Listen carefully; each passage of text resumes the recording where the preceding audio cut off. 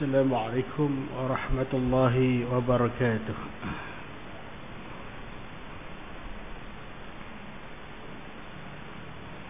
الحمد لله الذي أرسل رسوله بالهدى ودين الحق ليظهره على الدين كله وكفى بالله شهيدا. أشهد أن لا إله إلا الله وحده لا شريك له وأشهد أن سيدنا محمدا عبده ورسوله. رب اشرح لي صدري ويسر لي أمري واحلل عقدة من لساني يفقه قولي. أما بعد فيا عباد الله اتقوا الله وأوصيكم وإياي بتقوى الله فقد فاز المتقون. Mari sama-sama kita buka majlis ilmu kita pada malam ini dengan membaca Ummul Kitab Al-Fatihah. A'udzubillahi minasyaitonir rajim. Bismillahirrahmanirrahim. Alhamdulillahi rabbil alamin. Arrahmanir rahim. إياك نعبد وإياك نستعين اهدنا الصراط المستقيم صراط الذين أنعمت عليهم غير المغضوب عليهم ولا الضالين.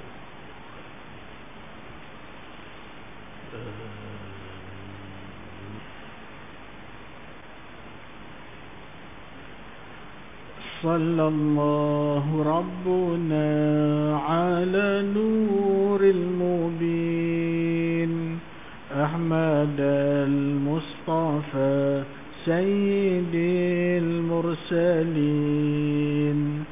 صلى الله ربنا على نور المبين أحمد المصطفى سيد المرسلين.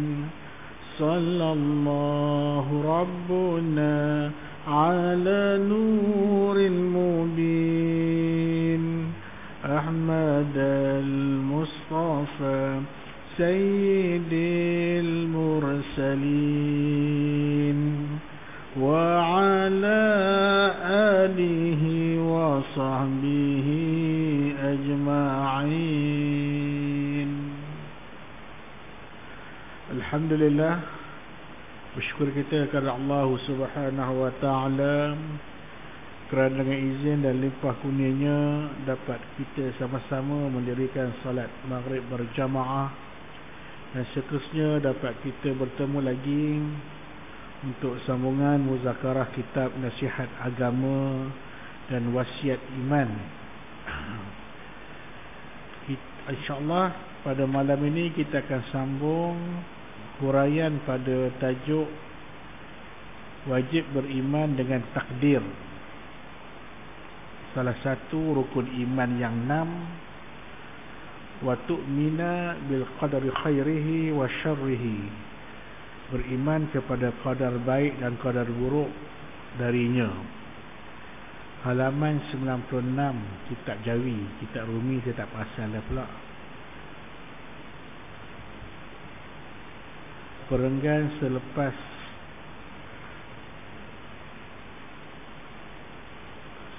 perbualan di antara seorang lelaki dengan Sayyidina Ali.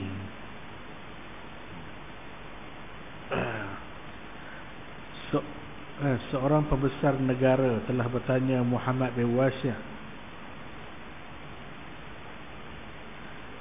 Jumpa 90 Rumi 90.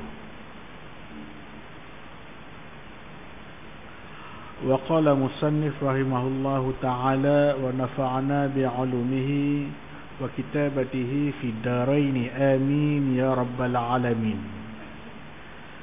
Seorang pembesar negara telah bertanya Muhammad bin Wasi' radhiyallahu an mengenai takdir. Beliau menjawab, adalah lebih utama anda menumpukan fikiran anda kepada jiranmu yang di dalam kubur daripada anda melibatkan otakmu dalam mendalami persoalan takdir. Soalan takdir ni soal yang sangat berat, amat sukar untuk kita faham, kan? Jadi daripada kita fikir berat-berat sangat, lebih baik kita fikir tentang jiran kita, kata Muhammad bin Wasi', bagaimana keadaan dia dalam kubur. Adalah menjadi kebiasaan para salaf dan khalaf dari ahli al-haqq, yakni ahli kebenaran, meletakkan kepercayaan penuh kepada qada dan takdir, yakni takdir dan ketentuan Allah yang baik dan yang buruk. Mereka sekalian bersepakat dalam tujuan ini sambil menahan diri untuk membuat sebarang protes atas takdir Tuhan dan ketentuannya ketika mereka meninggalkan sebarang perintah atau mengerjakan sebarang larangan. Mereka menganggap bahawa memprotes ke atas sesuatu takdir yang menyebabkan anda mengerjakan sesuatu larangan atau meninggalkan sesuatu kewajipan, sesuatu perkara yang amat berat dosanya. Maka sekiranya anda juga mengira diri anda sebagai ahli al-haqq, hendaklah anda menurut mereka dan berjalan atas dasar mereka. Kalau tidak, marilah membaca apa kata Allah terhadap orang-orang yang mengingkari perjalanan kaum mukminin, dan denganlah firman-Nya, wa may yushakikir rasul min ba'di ma tabayyana lahul huda wa yattabi' ghayra sabilil mu'minin nuwallihi ma tawalla wa nuslihi jahannam wa sa'at masira. An-Nisa 115. Sesiapa yang menentang Rasul sesudah jelas baginya kebenaran dan diturutnya juga jalan-jalan yang bukan jalan orang-orang yang beriman, kami akan hadapkan dia kepada tujuan yang ia menuju, dan kami akan masukkan mereka ke dalam neraka Jahannam. Itulah tempat yang amat buruk. Apa yang berlaku di atas muka bumi ni, di dunia ni, semualah telah diputuskan oleh Allah Subhanahu Wa Taala sejak azali lagi, kan? Sebelum kita dilahirkan ke muka bumi ni, Allah dah tetap dah kita punya ajal kita, rezeki kita ni nak jadi syaqiyun ataupun sa'idun, telah ditetapkan. Bila Allah tetapkan itu nama dia qada. Qada, ketentuan. Qadar, ukuran. Setiap ketentuan Allah tu ada qadar. Qadar pun bahasa Melayu pun qadar juga, qadar, sukatan dah. Setiap apa yang berlaku ini ada ukuran-ukuran dia, sukatan-sukatan, silibus yang ditetapkan oleh Allah Subhanahu Wa Taala. Dia ada syar, ada khair, ada sukatan dia baik buruk, ada sukatan yang baik, ada yang nikmat, ada yang musibah. Selagi dia belum berlaku, maknanya takdir itu belum berlaku. Dah berlaku, nama dia takdir. Takdir itu berlaku berdasarkan apa yang dirancang oleh Allah Subhanahu Wa Taala. Kalau rupa itulah keadaannya, tak payahlah kita usaha, kita terimalah apa yang diputuskan oleh Allah. Akidah kita ahli sunnah wal jamaah, dia tak nafikan satu lagi namanya ikhtiar, usaha. Walaupun ketentuan itu daripada Allah, takdir itu daripada Allah Subhanahu Wa Taala, tetapi Allah beri ruang kepada kita berusaha untuk mendapatkan takdir yang baik. Dapat tak dapat itu bukan urusan kita, urusan Allah Subhanahu Wa Taala. Itu urusan Allah. Yang penting kita berusaha. Kalau usaha itu bertepatan dengan Allah, kehendak Allah Subhanahu Wa Taala, Allah akan berikan ganjaran pahala di sisi Allah. Kadang-kadang apa yang kita hendak, apa yang kita usaha, Allah tak beri. Allah tak beri. Kita nak kita ni anak kita berjaya, jadi orang yang hebat, dapat kerja elok, kan? Kita usaha hantar anak belajar, dapat pendidikan yang tinggi, tapi tak dapat juga kerja. Kita usaha, tapi qadarnya tak sama seperti mana kehendak kita. Kerana kehendak kita tak sama dengan kehendak Allah. Kita ada kehendak, Allah ada kehendak. Kehendak ni namanya iradah. Iradah tu adalah sifat Allah Subhanahu Wa Taala. Iradah Allah berkehendak kepada anak kita tak jaya, tak retung saja. Kejayaan itu bukan ukuran kita berjaya di dunia. Di sisi Allah, bagaimana kita dapat mengharungi segala ujian itu, sama ada berat ataupun ringan. Setiap benda yang baik kita terima. Berjaya tak berjaya, kalau berjaya alhamdulillah, kalau tak berjaya kita redha, sabar. Ini juga dianggap sebagai orang yang berjaya, menerima ujian Allah Subhanahu Wa Taala. Biasanya manusia ini bila diterima ujian dalam bentuk nikmat, dia boleh terima. Dapat nikmat, alhamdulillah, alhamdulillah. Tetapi sesekali Allah uji dengan musibah, dia tidak kembali kepada Allah. Kadang-kadang dia keluh kesah, dia menyesal, dia tak refer balik kepada Allah. Dia ada pula alasan, kalau dia terima pula istilah kalau. Mana boleh kalau. Semuanya itu datang daripada Allah. Ketika nikmat kita dapat, kenapa tak kata kalau? Dapat musibah baru kita kata kalau. Nampak? Apa saja yang dah berlaku, kita sebagai orang beriman redha. Berlaku musibah, melanda kupang, baling, kan? Musibah. Jadi nak tak nak redha, sabar. Jangan kata, kalau tak ada ni, tak ada orang terbang balak. Tak. Itu nombor dua. Pertama sekali, redha dan sabar. Kalau tak ada musang king pun bagus. Tak ada orang terhegeh nak buat tanam tarah habis gunung ganang ni. Kan? Tak adalah kampung kita sampai 10 kampung tu. Kampung saya habis. Saya nikah dengan orang Bali. Kampung saya tu. Kampung Pisang, kampung Sadik, kampung Ibui. Habis. Dan Allah uji. Ketika mana Allah bagi nikmat, kita boleh syukur. Alhamdulillah, nikmat Allah bagi apa semua. Kalau tahu kampung kita aman, makmur, tak ada masalah apa semua. Bila ada tipu musibah, adakah kita masih lagi dalam keadaan yang macam tadi? Redha dengan nikmat Allah, syukur dengan nikmat Allah. Dia tipu musibah, aku dah berapa kali dah, aku tak setuju. Itu semua dah daripada qadar Allah Subhanahu Wa Taala. Itu sebab kita kena hati-hati, kan? Zaharal fasadu fil barri wal bahr bima kasabat aydin nas, kata Allah. Berlaku segala kefasadan, kerosakan di daratan dan di lautan itu, semuanya akibat tangan-tangan manusia. Kita, perbuatan kita sendiri. Tapi pengajarannya Allah bagilah kepada kita. Jangan nak tuding jari orang tua, orang ni apa semua. Masing-masing kita kena insafkan diri, kan?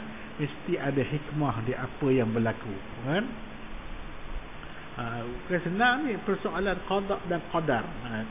Itu sebab Muhammad bin Wasid ni kata daripada kamu duk fikir tentang qada qadar ni, lebih baik kamu fikir tu jiran kamu dalam kubur tu, macam mana keadaan dia sekarang. Takut-takut kita silap cakap, boleh batal akidah. Kerana ia berkait dengan rukun iman. Kalau kita mempertikaikan qada dan qadar Allah, maknanya kita tidak yakin apa yang berlaku ini datang dari Allah Subhanahu Wa Taala. Terima je. Sesudah itu hendaklah anda mengetahui, moga-moga Allah merahmati anda, bahawasanya tidak boleh dan tidak wajar bagi seorang mukmin mempercayai dalam dirinya bahawa tiada salah atau tiada berdosa. Jika ia meninggalkan sebarang perintah yang wajib atau membuat sebarang perkara yang dilarang dengan menyalahkan takdir yang menguasai dirinya atau yang telah ditetapkan atas dirinya, kan? Kita ada usaha, kita ada akal, kita boleh nilai yang mana baik, mana buruk, kan? Allah tak halang kamu nak buat baik, dan Allah juga tidak halang kamu nak buat jahat, tapi terimalah balasannya, kan? Antara dua benda perkara, kan? Nak pergi ke masjid dengan nak pergi ke pusat karaoke, ikut-ikut kita lah. Traffic light, belah kanan ke masjid, belah kiri karaoke. Adakah kita nak salahkan Allah Subhanahu Wa Taala?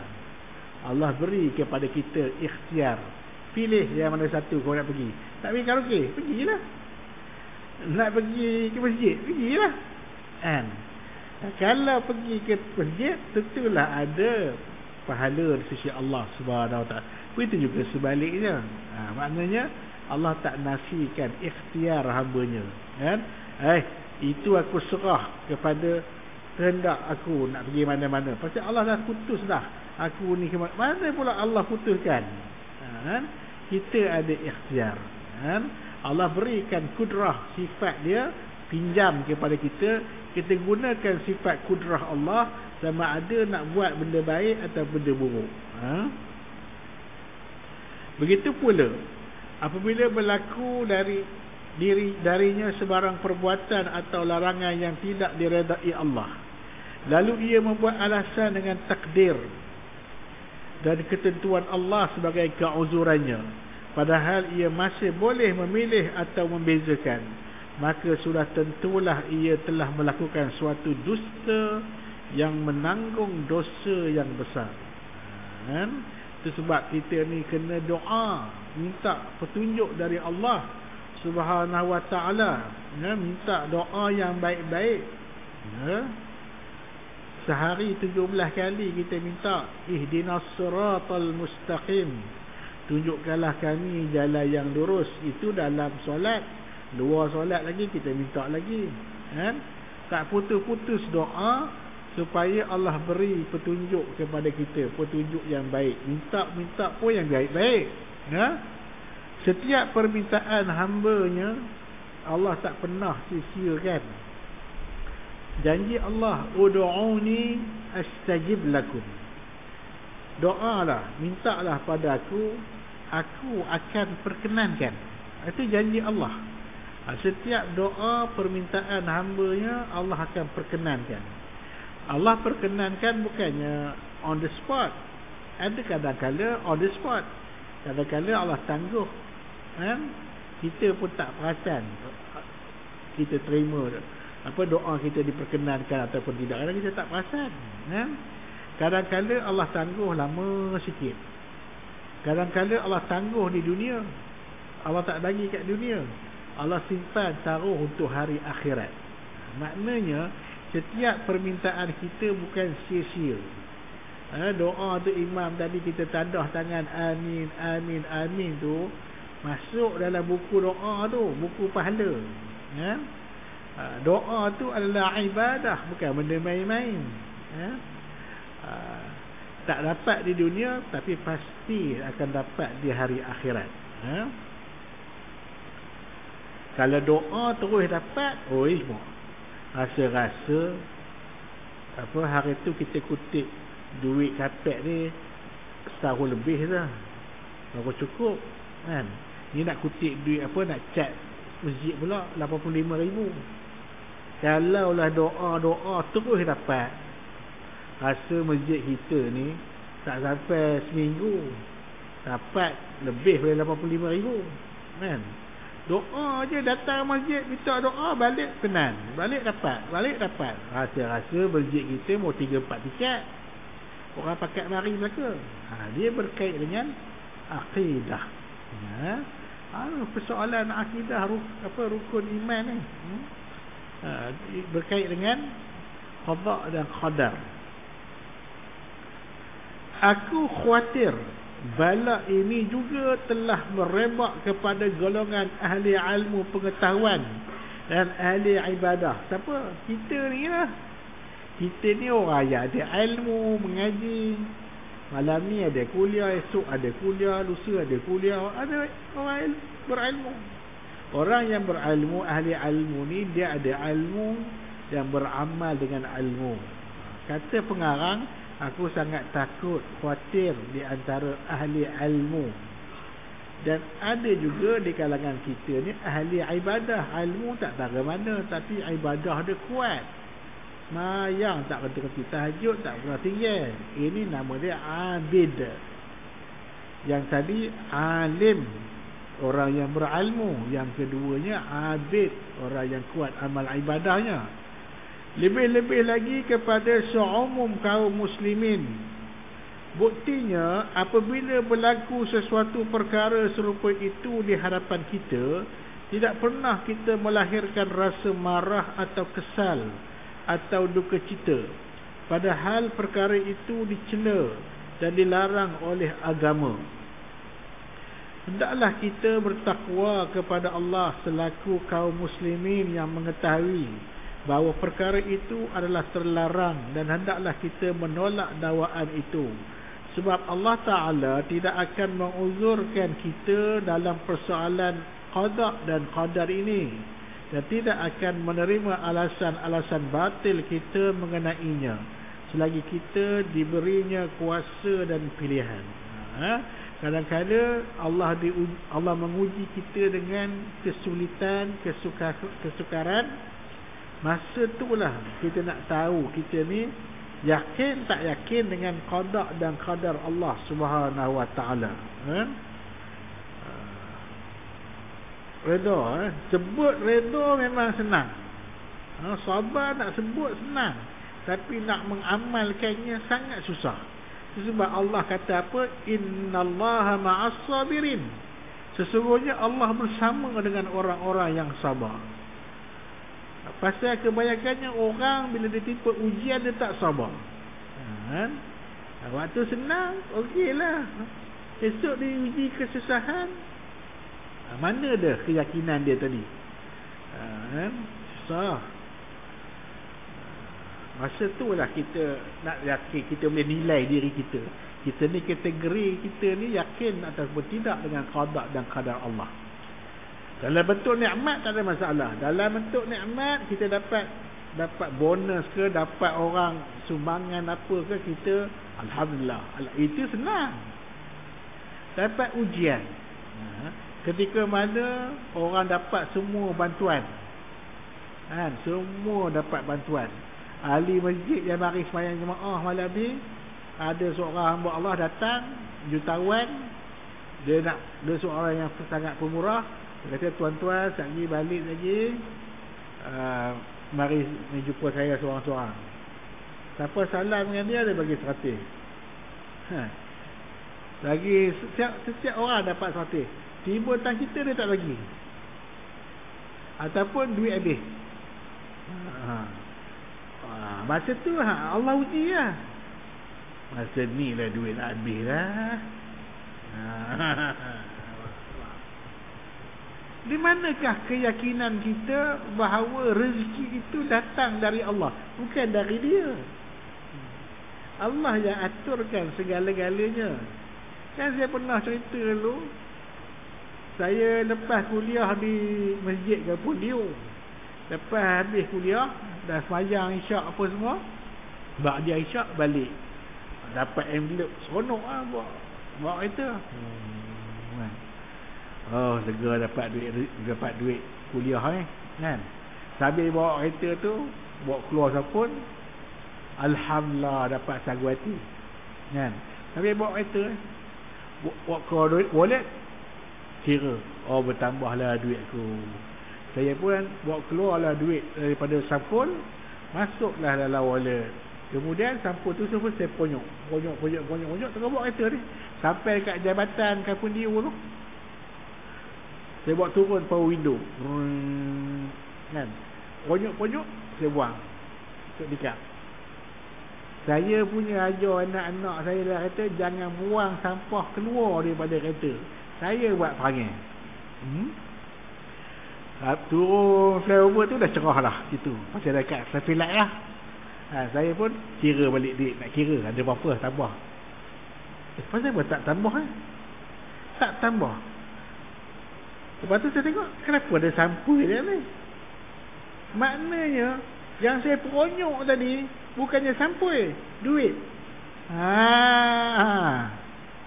Nampak? Nak salah kat siapa? Nak salah kat pengerusi masjid tak bagi duit? Dia bagi. Dia dah tunaikan tanggungjawab dan saya pun terima.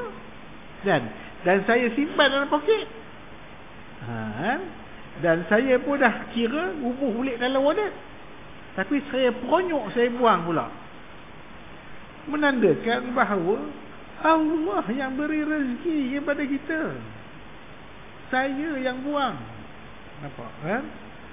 Rezeki ni bukan daripada makhluk. Rezeki ni datang dari Allah Subhanahu wa taala. Jangan kita nak menyalahkan. Ada orang bila dapat bantuan, kan? Sabar musim banjir ni apa semua, rumah dia dapat. Kenapa rumah lain dapat, rumah aku tak dapat? Nak kira susah? Aku pun susah, rumah aku pun tenggelam. Dia tu ada juga anak ramai. Boleh senang-senang. Aku ni siapa pun tak ada. Nampak? Ini qada dan qadar. Betul. Ujian dalam bentuk musibah itu menentukan kita ni redha ataupun tidak dengan ujian jadi. Itu sebab Allah kata Nabi kata wa tu'mina bil qadari khairihi wa syarrihi. Beriman kepada qadar baik dan qadar buruk semuanya datang dari Allah Subhanahu wa taala. Ujian itu sangat dikhawatiri oleh pengarang kitab kita ni, termasuk di kalangan itu adalah ahli ilmu. Kita hanya dia ahli abid, orang beriman. Kadang-kadang diuji juga oleh Allah Subhanahu wa taala. Sakit ni Allah beri uji dengan kesakitan. Doktor kata jangan makan ni, pantang sungguh-sungguh. Pantang sungguh-sungguh sampai tak tahu nak makan apa. Sakit rupa tu juga tak ubah-ubah. Malah jenuh aku pantang-pantang, rupa tu juga sakit. Nampak? Tak reda dengan ujian Allah Subhanahu wa taala. Sesekali diuji, kita rasa macam tu kan. Astaghfirullahalazim. Lawan juga lah, lawan. Itu Allah. Ingat, itu tanda Allah sayang. Saya ni dah 5 tahun lebih sakit. Ni tukar sakit ni. Hanya Allah saja yang tahu sakit tak sakit. Kuliah ni tak ada. Malam ni pun nyari-nyari ada tak ada kan. Ni nak duduk ni pun hujung-hujung ni. Hujung. Tak boleh duduk je. Salah duduk je dia melompat. Tak pergi hospital takut dia berjolok. Dah kena lah. Bukan ada bius-bius. Sakit lah. Kadang-kadang tu terlepas juga. Kemarin orang rumah tu makan lah. Tak kata pantang jenuh pantang lah. Doktor kata kecil manis tinggi lah apalah. Tinggi apa baru 6 dah saya dia ada kecil manis. Kira kalau 6 bagi orang ada sakit kecil manis, kira normal lah. Darah tinggi saya pun 130, bawah 80, kira normal lah kalau bagi orang sakit darah tinggi. Itu pun saya sakit ni pun pasal buah pinggang tu je. Doktor pun terkejut. Pantang punya pasal lah. Tapi sakit tetap sakit. Dah 3 bulan dah solat atas kursi, tak boleh duduk. Tak boleh duduk. Kadang-kadang tu ingat balik lah. Ini semuanya dari Allah Subhanahu wa ta'ala.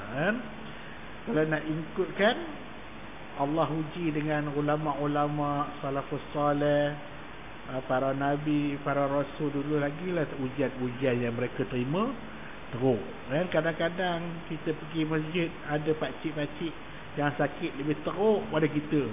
Solat jemaah tak tinggal, kita rasa malu. Hari jugalah kan. Baik. Andai kata kita mendengar salah seorang muslimin membuat alasan batil itu, maka hendaklah kita segera menegur. Kalau orang cakap benda-benda rupa tu, kita bertanggungjawab sedarkan dia. Jangan cakap rupa tu boleh rosak akidah. Serta memahamkannya bahawa dosa membantah takdir dan ketentuan Tuhan dalam persoalan meninggalkan perintah dan melakukan larangan adalah lebih besar dan lebih berat dari dosa melanggar perintah dan melakukan larangan itu sendiri. Bertakwalah kepada Allah dan jangan sekali-kali tercebur ke dalam dua dosa sekaligus. Kelak kita akan tertarik kepada kemurkaan Allah dari dua arah. Lama kita bahas bab qada ni. Seterusnya, tajuk kecilnya, tidak salah menyebut-nyebut musibah yang ditakdirkan. Musibah yang ditakdirkan kepada kita. Adapun menyebut takdir dan ketentuan Allah Ta'ala serta mengingatinya ketika menghadapi kesusahan atau menanggung bala dan bencana, maka yang demikian itu tiadalah salah dalam syarak. Bila kita ditimpa musibah, kita ingat musibah itu, kita insafi kenapa ujian itu datang. Sebab ia lebih merupakan bantahan terhadap diri sendiri yang berlaku cuai. Mungkin kerana kita cuai dengan perintah Allah Subhanahu Wa Taala. Mungkin ia merupakan kafarah. Kadang-kadang musibah itu Allah nak menghapuskan dosa. Sakitlah. Setiap musibah itu sakit. Itu sebab kalau kita orang ditimpa musibah ni, istilah kalau tu guru ustaz kata apa, dia kata tuhur insya-Allah, tuhur insya-Allah. Maknanya tuhur ni maknanya dalam proses pembersihan dengan diizinkan Allah. Maknanya Allah nak bersihkan kita daripada dosa. Yang susah hati ni sihat, tak sakit-sakit. Jangan ingat tanda orang sakit, orang yang ditimpa musibah sakit itu tanda Allah benci, tak kan? Kadang-kadang Allah sayang kepada dia.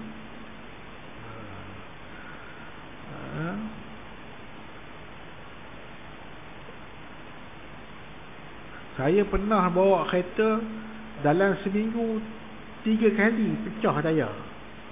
Tayar pancit 3 kali. Seminggu pancit 3 kali. Tampung. Hak ketiga meletup terus. Hancur terus. Balik ceramah dekat Manjung. Kat Setiawan. Habis ceramah pukul 11. Tinggal anak-anak isteri dekat rumah sepupu dekat Air Tawar.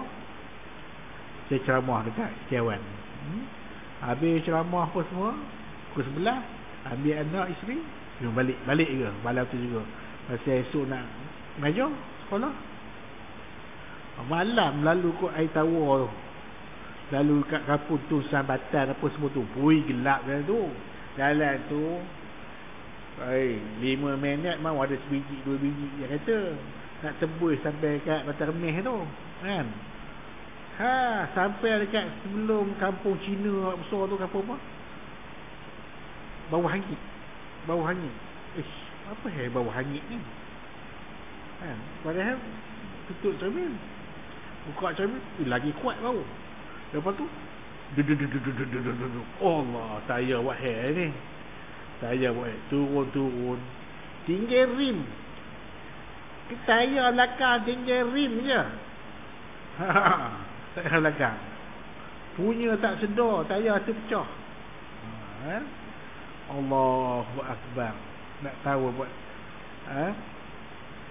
Anak kecil tu baru masih menyusu badan ni kan. Berak pula lah kereta. Nak cari mana ada rumah tu gelap, nak tak tolong siapa? Kereta tak lari. Masa tu baru ambil Izora kan.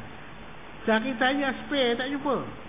Sekali pakai kereta, tak tahu pakai tayar spare ni, dia bawah ni kan. Oh, kena menerap tu ke bawah. Tu anak turun, cuba tengok tayar ada bawah tu. Ada bawah. Awak tu tayar. Tak buka tayar pula. Allah ujian, Allah uji.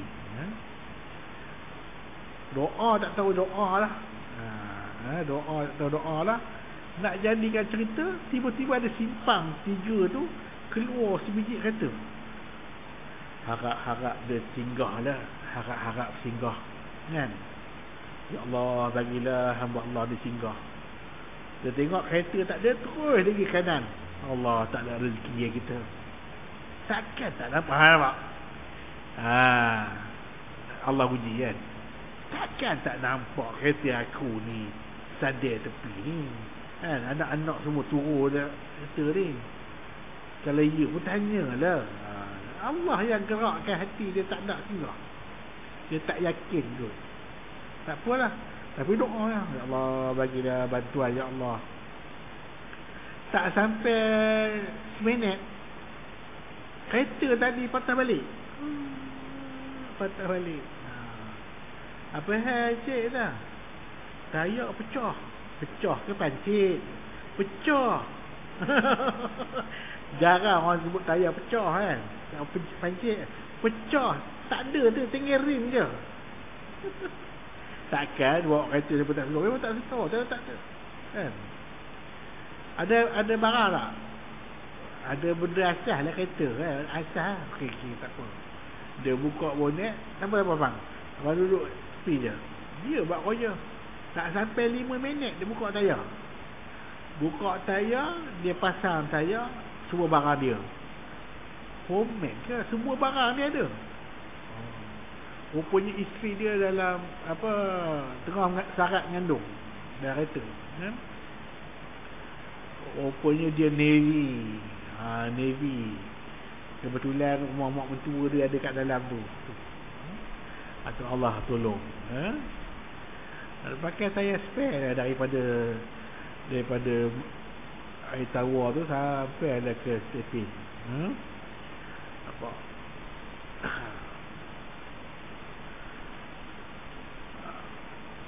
Baik.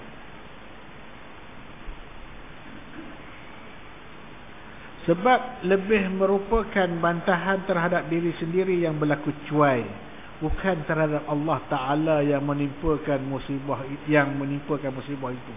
Kita kena muhasabah lah. Berlaku ni mesti ada sebab.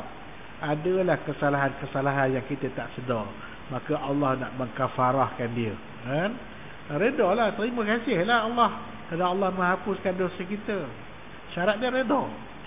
Seorang hamba yang diuji dengan kesusahan atau bala, jangan ia meyakinkan dalam batinnya bahawa yang mentakdirkan bala itu ialah Tuhan yang Maha Pengasih, dan bahawasanya bala itu telah ditentukan baginya di dalam kitabnya di azali.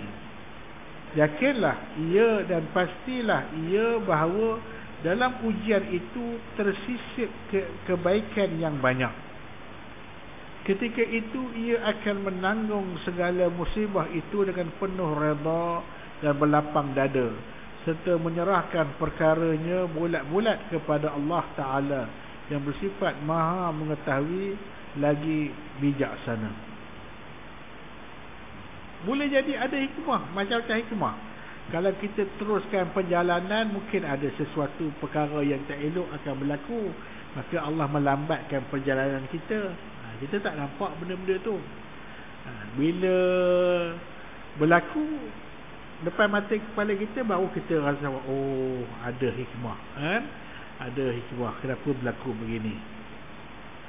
Dari huraian ini nyata dan jelaslah bahawa membantah terhadap takdir dan ketentuan Tuhan dalam sesuatu perkara yang telah ditetapkan baginya adalah ditegah dan dilarang. dan melanggarnya adalah tercela di sisi Allah Ta'ala. Manakala sabar atas bala dan bencana yang ditetapkan itu adalah baik dan berguna selagi ia menimbang perkara itu dengan akalnya. Firman Allah, ma asaba min musibatin fil ardi wala fi anfusikum illa fi kitabin min qabli an nabra'aha inna dhalika 'ala Allahi yasir likai la ta'saw 'ala ma fatakum wa la taqrahu bima atakum wallahu la yuhibbu kulla mukhtalin fakhur.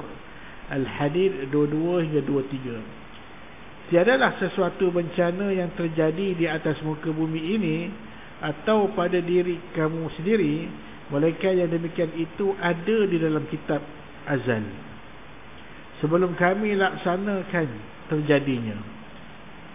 Sesungguhnya hal yang demikian itu bagi Allah mudah sekali supaya kamu tiada berduka cita terhadap apa-apa yang terlepas dari tanganmu dan tiada bangga pula dengan apa-apa yang diberikannya kepada kamu.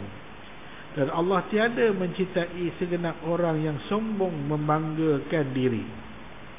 Al-Hadid 22 dan 23. Semuanya ada dalam buku suratan Allah Subhanahu Wa Taala. Kita lepas ni nak jadi apa, semua dah siap dah. Semua belum berlaku je. Dia muallaq, dia tergantung. Dah berlaku, dia mubram. Sakit ni, kalau kita sakit ni, sembuhnya bila tarikh pun dah ada dah. Tarikh sembuh pun dah ada dah. Cuma kita tak tahu je. Saya ni sakit ni sembuh, sempat sembuh ke ataupun mati. Itu je. Dia antara dua, sembuh dengan mati. Bila sembuh pun kita tak tahu. Itu rahsia Allah Subhanahu Wa Taala. Cuma kita sebelum sampai ke tarikh sembuh tu, kita diminta usaha. Yang menyembuhkannya Allah Subhanahu, yang bagi sakit pun Allah, yang bagi sembuh pun Allah. Kita hanya ikhtiar saja. Dalam proses ikhtiar itu ada ikhtiar yang bertepatan dengan syariat, Allah akan bagi pahala. Tak bertepatan dengan syariat, Allah bagi dosa. Itu je. Bukan yang menyembuhkan dengan cara sembuhan tadi. Mungkin kalau anda pergi klinik Dr. Anissa, Dr. Anissa yang boleh menyembuhkan kita. Tak. Saya sakit minggu lepas, sembuhnya bila?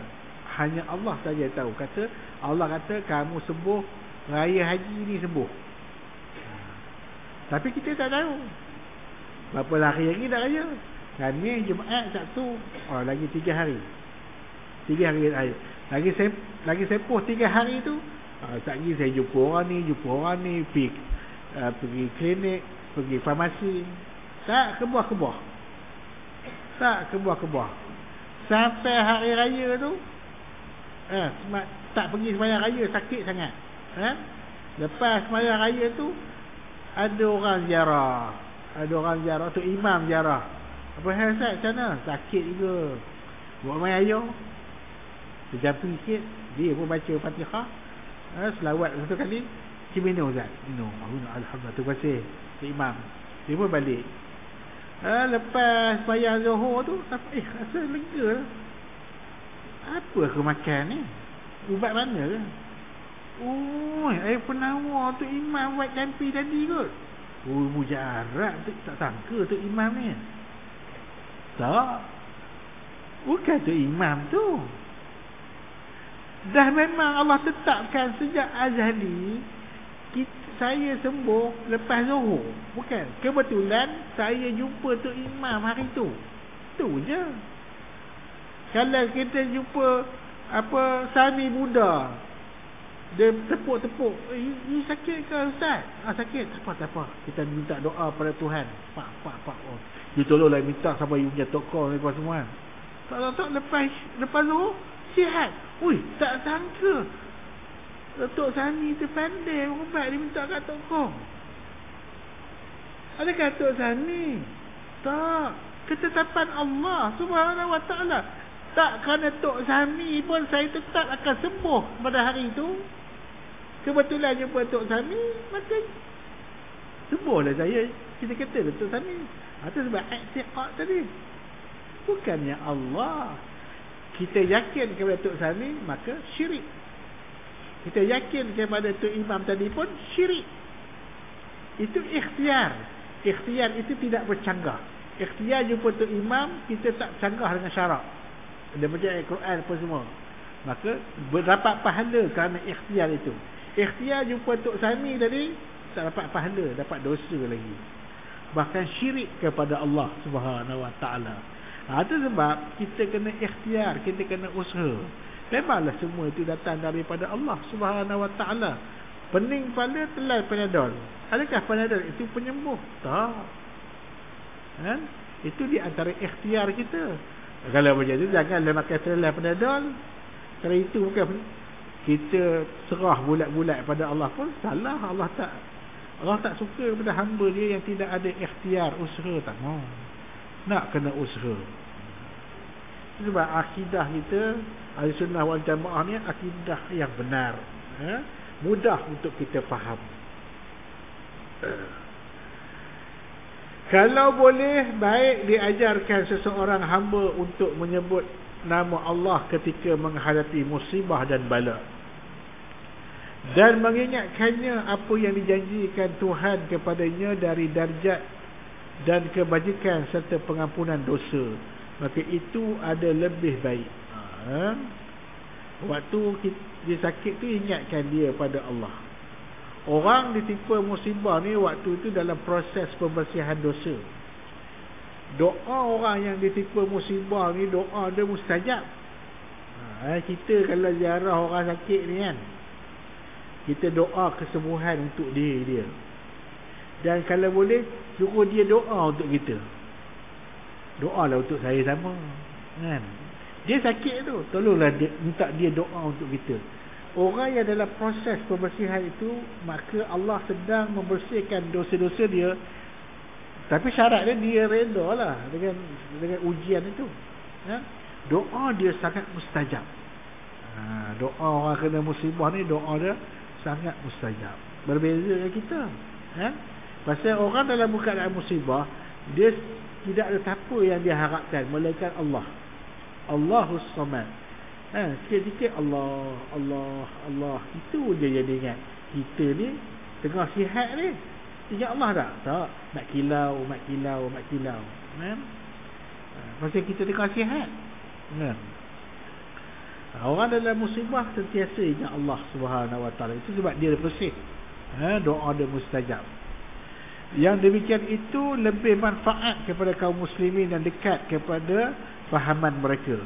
Sebab kepada ilmu azali serta takdir dan ketentuan yang ditetapkan dalam ilmu Allah yang azali menghendaki kepada kepintaran dan pengetahuan yang mendalam, yang bukan semua manusia boleh mencapainya. Lain halnya dengan janji baik dan ancaman mengenai hari akhirat. Allah tak marah kita dengar bagi Allah marah ni. Allah tunjuk bagaimana Allah murka kepada Nabi Nuh, Nabi Yunus. Nabi Nuh ni bukan murka Allah tu, bukannya macam murka Allah kepada kita, tak. Murka Allah pada Nabi ni macam Allah terasa lah. Nabi Nuh berdakwah beratus tahun kepada umatnya, tak sampai 100 orang yang beriman kepada dia. Sampai Nabi Nuh ni macam putih asa lah. Doa minta Allah hancurkan kaum dia. Itu banjir besar tu. Sebenarnya hakikatnya Allah tak apa suka lah. Allah tak suka lah. Begitu juga dengan Nabi Yunus. Berdakwah punya lama terhadap kaumnya, sampai Nabi Yunus tinggalkan negeri dia, bawa diri, tinggalkan kaumnya, ikut belayar naik kapal sampai dia kena telan ikan nun. Sebenarnya Allah kecewa lah. Pasal apa? Kita hanya ikhtiar saja, usaha saja. kesan berjaya ataupun tidak bukan kerja kita, itu kerja Allah Subhanahu Wa Taala. Walau bagaimanapun tak adalah Allah benci mereka. Allah beri pengajaran. Allah nak bagi ibrah kepada kita umat yang kemudian. Kita hanya ikhtiar saja, usaha saja. Nak buat macam mana? Kita buat kuliah, kita macam-macam program kita buat untuk meramaikan jemaah. Muka-muka tu je bukannya ramai pun. Kan? Orang tak bagi. Nak buat macam mana? Itu ikhtiar kita. Kan kita duduk saja-saja. Kan? Kita tak boleh paksa orang. Kan? Yang jadi yang jawab, yang teruk nak jawab kalau kita tak buat program untuk mengimarahkan rumah Allah, maka kita akan dipersoalkan di hari akhirat. Kan? Kita dah buat program, kita dah ajak orang mari jemaah apa ramai-ramai, orang degil juga tak nak mari. Itu lepas tanggungjawab kita. Janganlah keluh kesah. Nabi apa yang dia tak usaha? 13 tahun berdakwah di kota Mekah. Tak ada sampai 100 orang beriman dengan ajaran Nabi. Adik-beradik semua tak nak beriman. Kan senang. Adik-beradik puak menakan semua bukan tak beriman kepada Nabi, lawan Nabi, nak bunuh Nabi lagi ada. Macam kita pun apa tu lah. Kita rajin pergi sembahyang jemaah. Anak-anak kita pun dengar kata.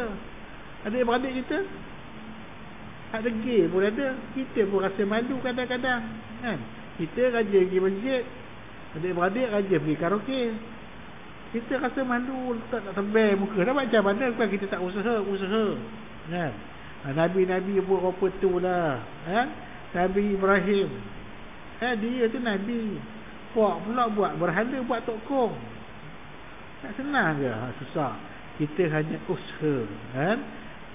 Hidayah itu semuanya hak milik Allah Subhanahu Wa Taala. Takkan kita nak ubah ketetapan Allah, qada dan qadar Allah. Ikhtiar saja.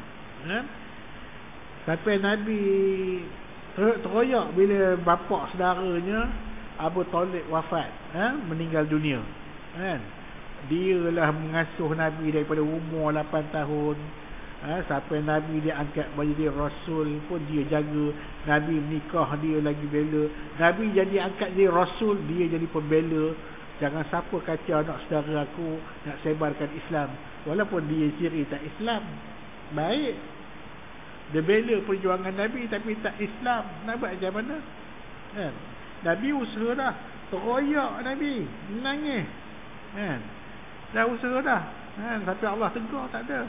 Hidayah itu adalah hak milik Allah Subhanahu Wa Taala. Siapa nak benda yang tak baik berlaku pada ahli keluarga dia. Kita nak semua ahli keluarga kita selamat. Selamat di dunia dan selamat di hari akhirat.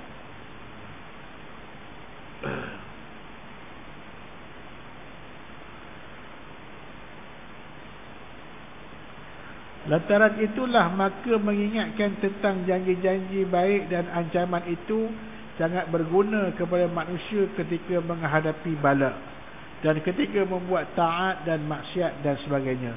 Dan oleh kerana itu jugalah kita dapati kitab Allah Al-Quran dan sunnah Rasulullah Al-Hadis dipenuhi dengan ingatan janji-janji yang baik dan ancaman-ancaman yang menggerunkan, serta dengan nasihat-nasihat dan tegahan-tegahan.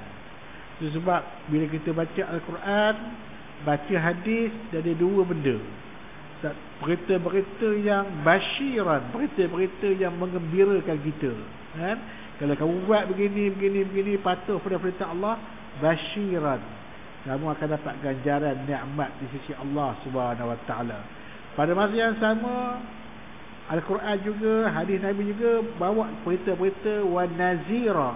Nazira ni peringatan yang menakutkan, yang menggerunkan. Kalau kamu langgar perintah Allah dan Rasul, ingat azab begini. Dua metod dia bawa. Satu berita yang menyeronokkan, berita yang menakutkan. Kalau kita dengar kuliah, jangan dengar cerita seronok aja, kena dengar cerita-cerita yang menakutkan. Dia Islam ni dia balance. Dia tak boleh cerita seronok aja sehingga manusia itu lalai. Jangan cerita takut aja sampai dia ni lupa tanggungjawab dia yang lain. Sehingga dia tumpu kepada ibadah dia dengan Allah, lupa pula hablum dengan manusia, hubungan dia dengan manusia. Balance. Itu sebab kalau kita nak cari penceramah ustaz-ustaz pun, kalau ustaz tu 24 jam daripada start sampai habis gelak gelak aja, hati-hati. Ada orang jenis serupa, ustaz tu best, seronok daripada A sampai Z, gelak aja, start drama, start dialog, cerita ni, start lagu ni, start ni. Memanglah seronok, setan seronok apa tu. Sesekali seronok, sesekali menakutkan. Itu cerita syurga ada, cerita neraka ada, cerita nikmat ada, cerita azab ada. Itulah Allah, itulah cara pendekatan yang Allah guna ayat-ayat dalam Al-Quran. Begitu juga dengan Nabi SAW. Ada masa ketikanya Nabi berseronok berlawak dengan sahabat-sahabat, kan? Ada masanya Nabi tegas dengan para sahabat. Ada orang kata Nabi ni tak pernah tinggi suara, Nabi itu lembut. Ingat Nabi itu pondan je. Ada masa Nabi tegas, ihmarras ainah, merah menyala mata dia ketika dia menyampaikan khutbah. Ada masanya lemah lembut dia berdakwah, ada masa dengan tegas dia berdakwah. Tengok suasana, kan? Renungkan dan fahamkanlah kata-kata ini. Moga-moga anda akan terpimpin ke jalan yang benar. Bertawakallah kepada Allah Ta'ala. Tawakal ni datang selepas usaha. Dia tak boleh tawakal. Tawakal ni maknanya berserah, kan? Dia kena usaha dulu baru bertawakal. Kena usaha. Usaha, lepas usaha doa, lepas doa tawakal. Setiap kita berusaha, usaha yang kita lakukan itu, kita mengharapkan usaha itu diterima oleh Allah. Macam mana nak usaha kita diterima oleh Allah? Doa lah. Ya Allah, aku dah berusaha, ya Allah, kau tolonglah, bantu aku, ya Allah. Doa. Lepas doa, tawakal, serah. Serah pada Allah. Nak bagi ke, tak bagi ke, bagi macam mana ke, Allah nak tolak ke, kita terima. Itulah ciri-ciri orang yang beriman. Sesungguhnya Allah mencintai orang-orang yang bertawakal kepadanya. Tawakal ni kadang-kadang permintaan kita tu Allah bagi dalam bentuk baik, kadang-kadang Allah bagi dalam bentuk musibah. Terima, reda lah.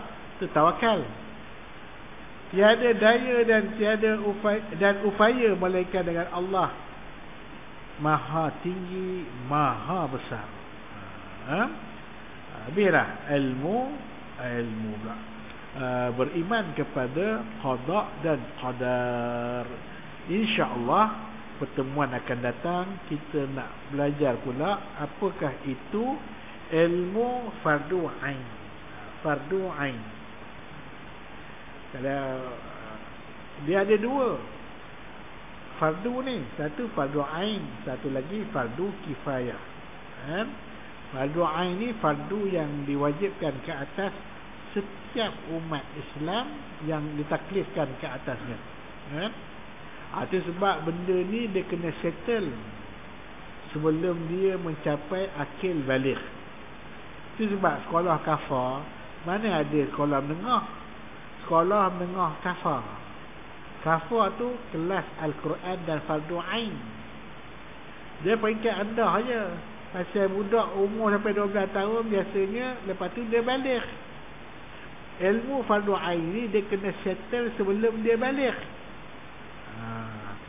Lepas dia usia baligh, dia kena tambah satu ilmu lagi, ilmu fardu kifayah.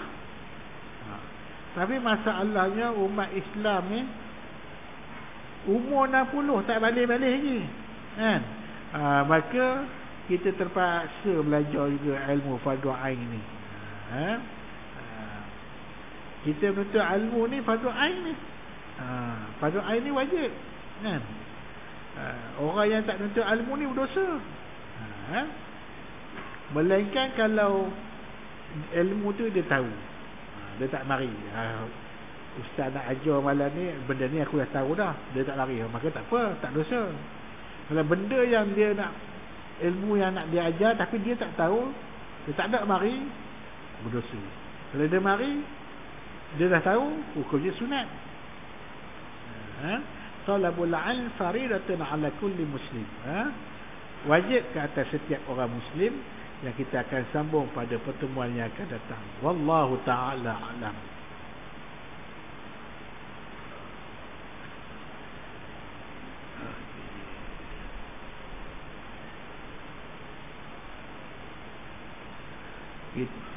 Selamat menyambut hari raya Aidil Adha. Cepat je masa berlalu.